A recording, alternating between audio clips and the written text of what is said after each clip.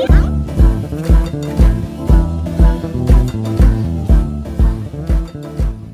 everyone, welcome to our Bike Lab weekend update. It's where we try to interview and connect with people in a little longer conversation around what's happening in cycling in Oklahoma.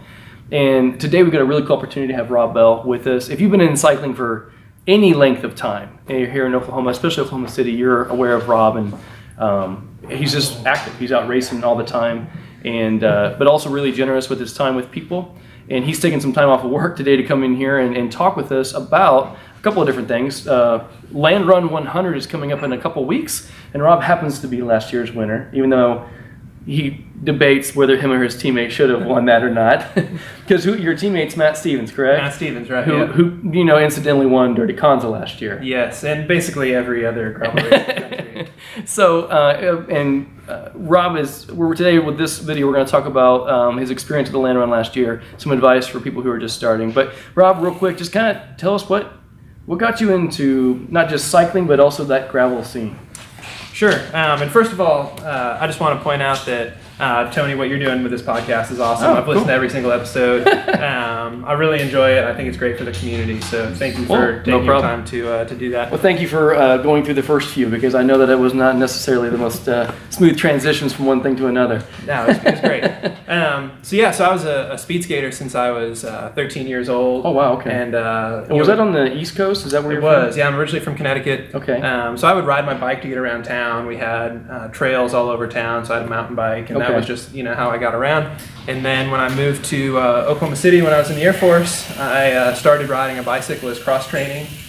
Jumped in my first race and really fell in love with it. Actually, it was a t-shirt ride, but to me it was a race. I mean, everybody else says a race. I always joked that when I first started riding competitively, I just looked like I was late to a flag football game all the time, because I didn't even have clip-in shoes yet, but I was still out there in like a Tuesday night ride trying to hammer it. Exactly. So my now wife, she was training for the Redman Triathlon. Okay, yeah. And we were just starting to date at the time, and she's like, well, you're not going to see me much anymore because I'm training for Redman. And I was like, oh, well, I'll train for Redman too. Let's do it, yeah. So we did Redbud together, and then, I just kind of fell in love with riding with a group of people, and then started racing, and yeah, that's about it.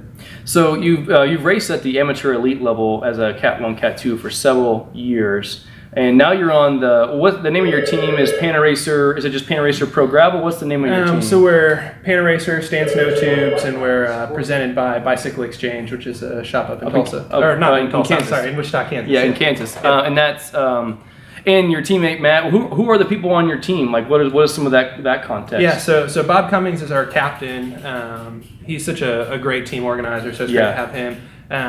Matt Stevens, who's in Dallas. We've got Michael Sinsenbaugh, who lives on the East Coast. We've got another Mike who lives up in Nebraska. Okay. And then we've got Kai, who lives outside of Chicago, and Karen, who lives up in the Kansas City area. So we're so you're a national team now. Yeah, we are. We're branching out a bit, and trying to tackle some East Coast races, and then still trying to do the Midwest races and the races around here. So a lot of travel going on. Quite a bit of travel for gravel. So you're basically traveling to the worst roads in the country. Yeah, exactly. Yeah, the roads that nobody cares enough. Yeah. But they're great for riding. They're great for riding, right? Well, as you've gotten into gravel and you've gotten on this team last year, Landrun is notorious as not. I mean, people call it a gravel race. Yeah. But I don't know if there's a lot of rock out there. No, there's not a lot. Unless of they're rock like really small and sandy, right? They're buried under the mud. So it's definitely a very dogged.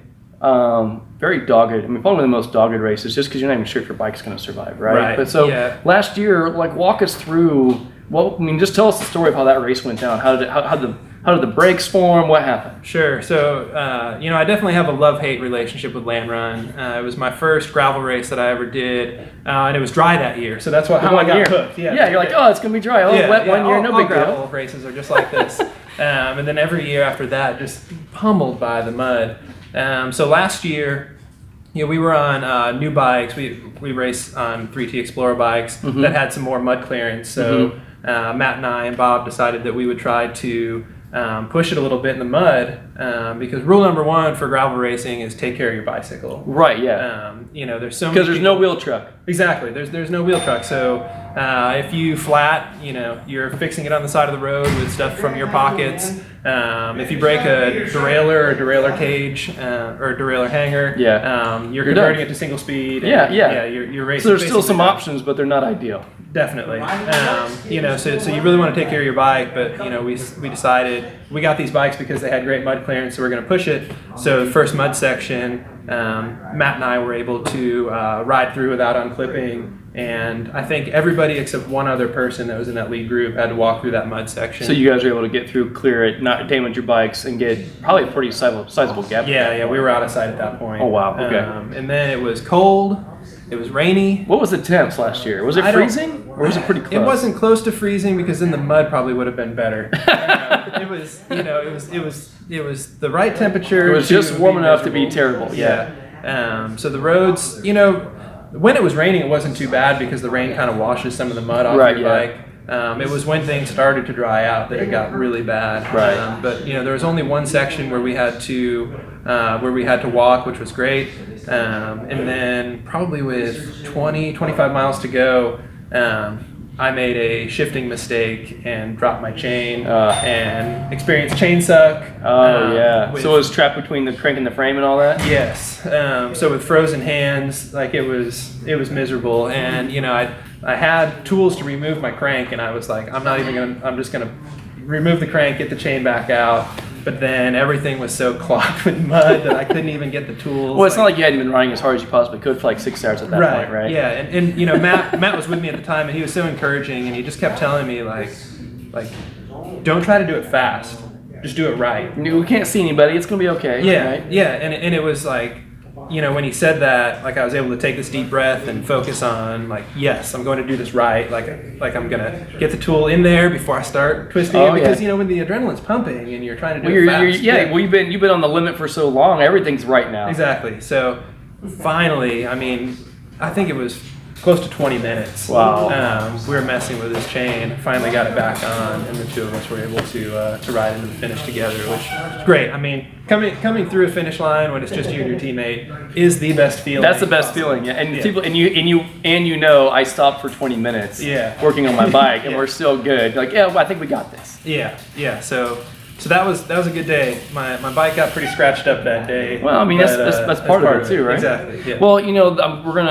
as we're looking at specifically the Landrun, I know that's a very popular race around here. It's coming up in just a couple weeks. Different than other gravel races.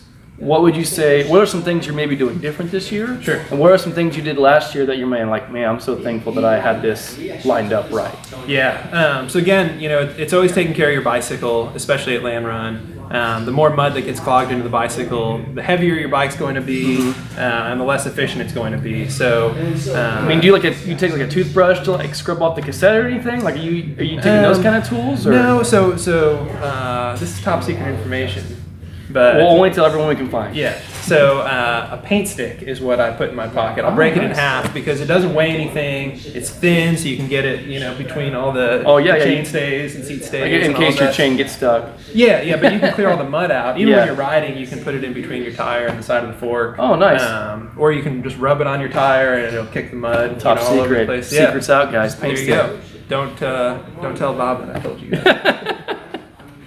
It's top secret. It's top secret. Yeah. But yeah, so you definitely want to come in with a bike that's, you know, well lubed. Probably going to be running a wet lube at Landrun. As you guys know, we've gotten some rain here in Oklahoma the past week or so. It's just preparing it for, you know, the apocalypse once again. Yeah, you definitely have to prepare for the worst, and you know, always hope for the best. No, you know, in cyclocross, I think it was even this year at the World Championship with Vanderpool and Van Aert. They talked about how Van Aert had done like Crisco or something on his frame to help mud from building up. And I know that even Specialized on their S-Works Crux has an element in the paint that says it's going to help mud not stick. not do you do that or do you not do that? Have you seen that effectively work, doing something like that on the frame? You know, we tried it at Old Man Winter out in Colorado a few weeks ago.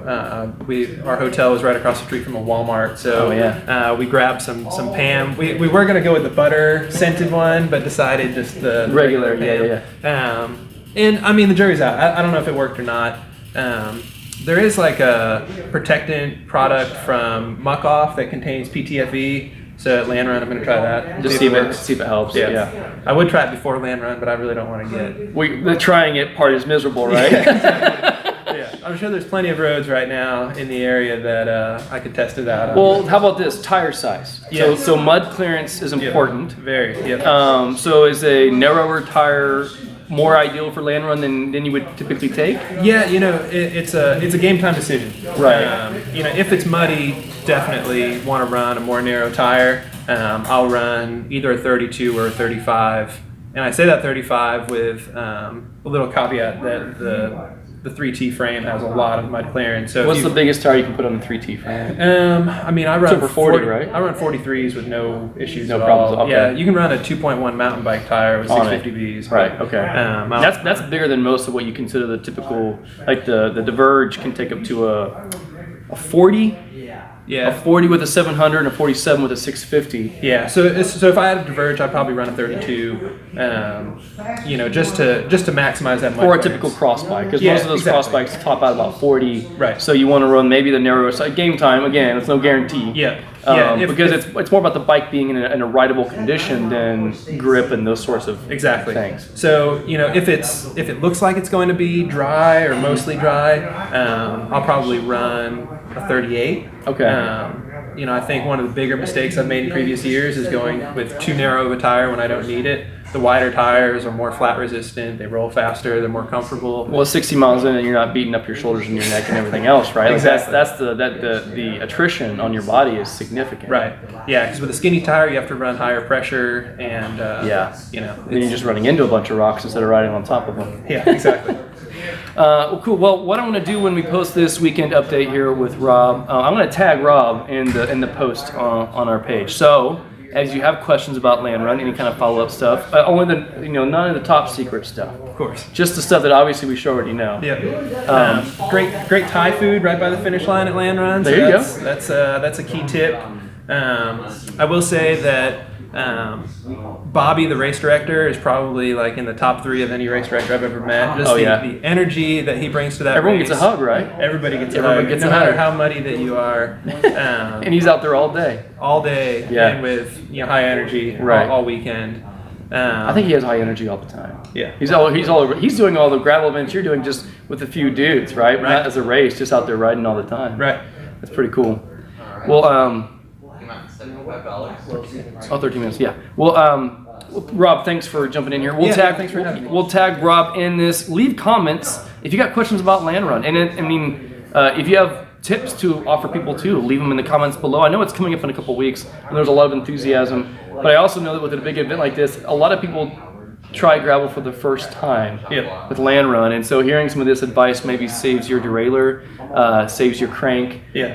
If you hear, I'll just say, just because of the damage work you've done in here, if you hear that derailleur starting to catch a little bit, don't pedal hard. Right. Take care of your bicycles, people. Because if it doesn't those sound things right, will wrap up in a second. Yeah. Stop and clean it. Cool. Well, again, we'll tag the information down here. You got any questions, let us know. Thanks for joining us here at the Bike Lab Weekend Update.